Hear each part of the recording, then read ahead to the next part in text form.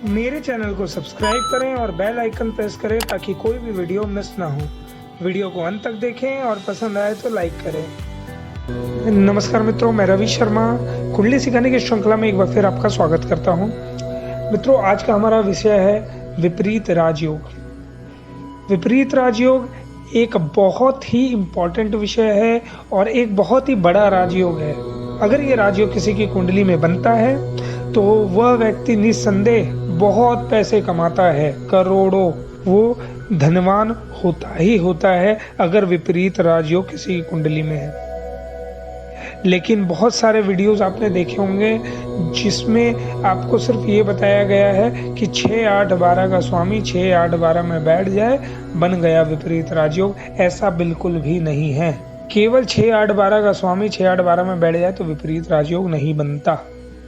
इसकी बहुत सारी शर्तें हैं जो पूरी होनी चाहिए। अगर कंडीशंस की बात करें तो सबसे पहली कंडीशन है कि लग्नेश बलवान होना चाहिए। यदि लग्नेश 25 अंश से 5 अंश के बीच में है तो लग्नेश कमजोर होगा, वहां विपरीत राजयोग काम नहीं करेगा। दूसरी बात, केवल 6, 8, 12 के स्वामी से विपरीत राजयोग नहीं बनता, इसमें तीसरे भाव का स्वामी भी होता है।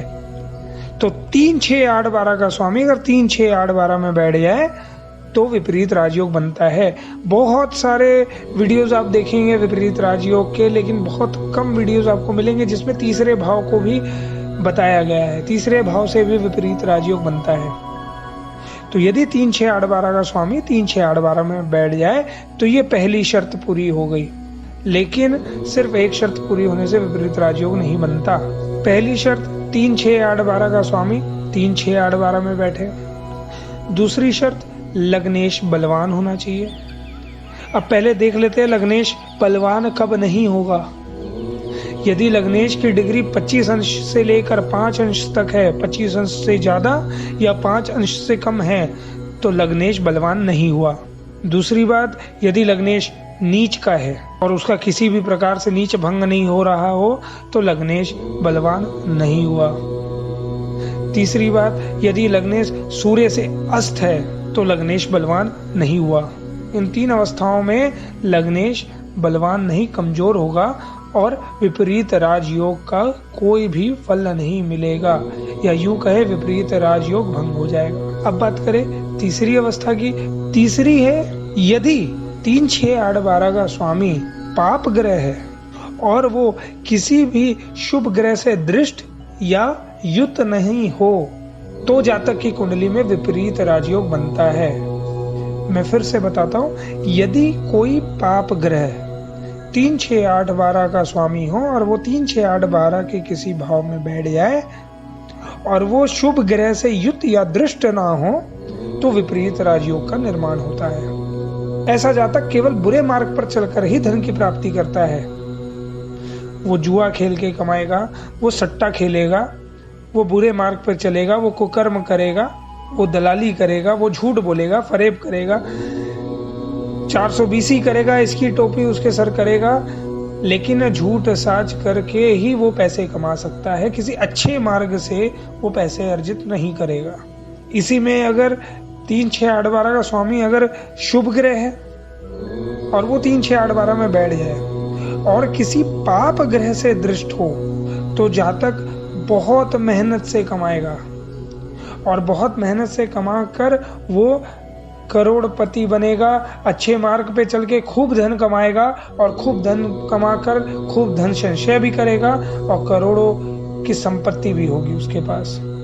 यही वह शुभ ग्रह जो 3, 6, 8, 12 का स्वामी और 3, 6, 8, 12 में बैठा हुआ है, किंतु न पाप ग्रह से दृष्ट हो न शुभ ग्रह से दृष्ट हो, तो ऐसा जातक सन्यासी बन जाता है। सन्यासी बनकर किसी ऊंचे ओहदे पर पहुंच जाता है। तो विपरीत राजयोग के बारे में ये जान लीजिए कि केवल 6, 8, 12 का स्वामी 6, 8, 12 में बैठ जाए तो विपरीत राजयोग केवल नहीं बनता, उसके लिए ये सारी अवस्थाएं पूरी होनी चाहिए। अब एक उदाहरण से समझ लेते हैं इसको ताकि समझने में आपको आसानी हो। वृश्चिक लग्न की कुंडली है आपके सामने और वृश्चिक लग्न की कुंडली में शुक्र अष्टम भाव में बैठा है।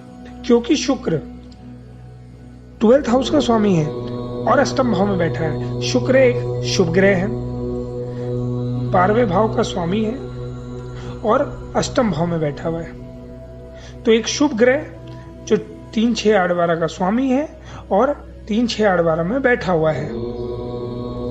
अब यदि शुक्र पर किसी पाप ग्रह की दृष्टि हो, जैसा कि हमने यहाँ दर्शाया कि शनि की 7वीं दृष्टि इस पर पड़ रही है। शनि एक पाप ग्रह है और पाप ग्रह की दृष्टि शुक्र पर पड़ने के कारण ये जातक बहुत मेहनत से एक अच्छे मार्ग पर चल के खूब धन अर्जित करेगा। एक और उदाहरण लेते हैं। इस बार उदाहरण लेते हैं मिथुन लग्न का। मिथुन लग्न की बात करें, अगर 12वें भाव में मंगल बैठा हो तो यहाँ हम देखेंगे कि मंगल षष्टम का मालिक होकर 12वें भाव में बैठा हुआ है। तो 3, 6, 8, 12 का मालिक 3, 6, 8, 12 में बैठा है। साथ ही मंगल एक पाप ग्रह है।